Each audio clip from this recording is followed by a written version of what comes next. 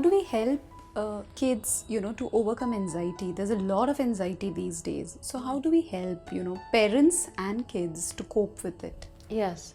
So whenever parents ask me that question, I always suggest to them that they work with their own anxiety first. Yes. Because if they know how to cope with their own anxiety, and let me just show it to you right now if that's Sure. okay. So if I were working with a parent, I might just ask them, where do you feel anxiety in the body? So if I'm working with you, for example, and I just said, where do you feel anxiety in the body? Just give me a body location now. I feel it in my foot. Great, in your foot.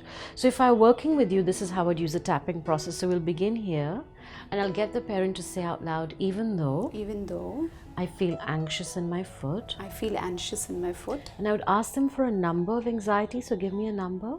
Number 4. 4.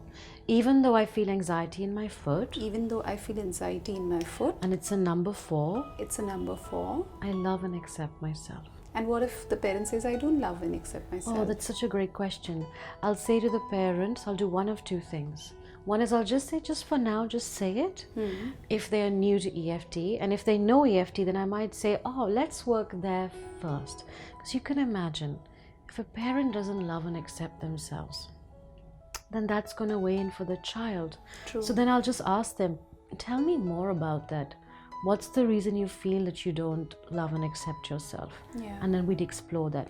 I just want to complete the foot tapping, okay? So if I started here and I do even though I feel anxious. I feel anxious. And it's in my foot. And it's in my foot. I love and accept myself. I love and accept myself. Then I do the facial points here. And what if the parent says, I feel anxious for my child, not for myself? Beautiful. So then we'd say that. I feel anxious for my child. I feel anxious for my child. I feel really anxious for my child. I feel really anxious for my child. I feel it in my foot. Feel it in my foot. Very worried about my child. Yeah, I'm just so worried. I'm just so worried. I'm so anxious about them. I'm so anxious about Because them. the truth is, Because the truth is, I love them. I love them. And I want them to be the best. And I want them to be the best. I want them to do the best. I want them to do the best. I want to know I'm a good parent. I want to know that I'm a good parent. I just feel anxious. I just feel anxious. And then I might close just by touching the fingers, which is here. Yeah. All this anxiety. All this anxiety. It's okay now. It's okay now. I come back here, even though I feel anxious. I feel anxious. I love and accept myself. I love and accept myself. And I'll get them to hold it here and just breathe in and out.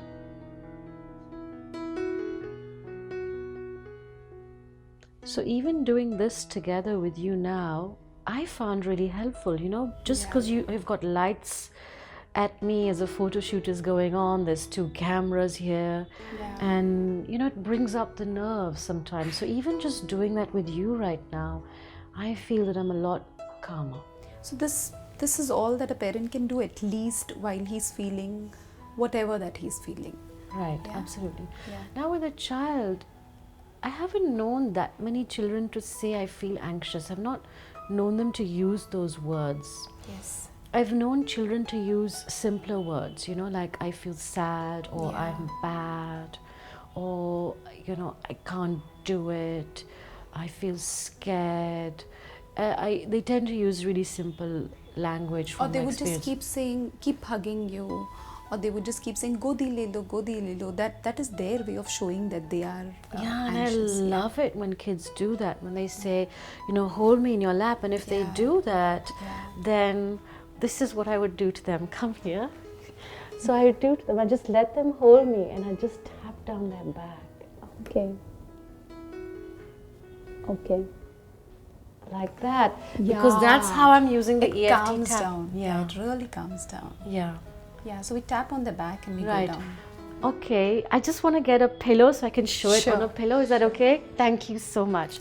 So if this were my child or anyone's child or your child, you just imagine you've got the child like against your front area, and you just imagine the child is just snuggled, their neck is just snuggled against your neck, and you just tap down the back like this. Yeah.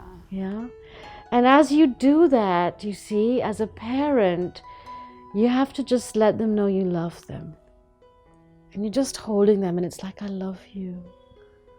And I'm so sorry you feel this way. I really love you.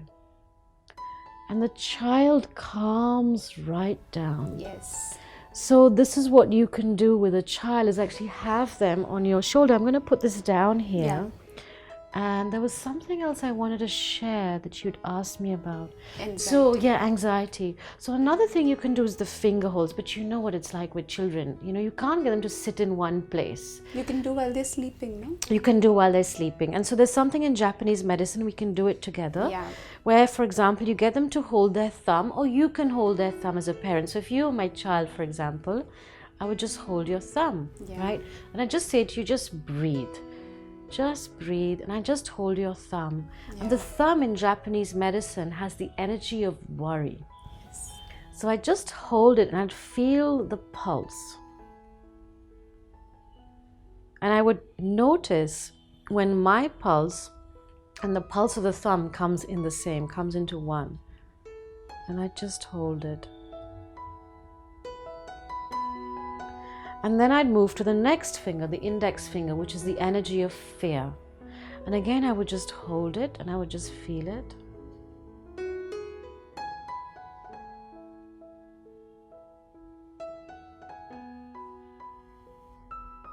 And again, I just hold the next one, and you can do that right now while we're doing this. I'll just hold the finger and feel the pulse. And then I'd hold the next one.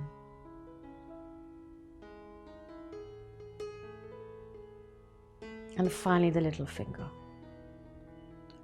I just do this with a child. In fact, as a parent, I recommend parents do it in the evening before they go to sleep. When they wake up in the morning, just calms them right down.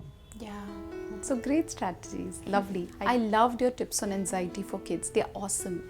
Is there something specific to be kept in mind while tapping for kids?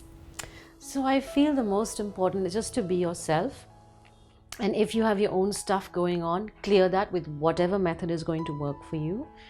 And to maintain an open communication channel with the kids as well. I feel sometimes, parents, they put rules and regulations and strictures. So boundaries are very important. I'm not saying not to have boundaries with children.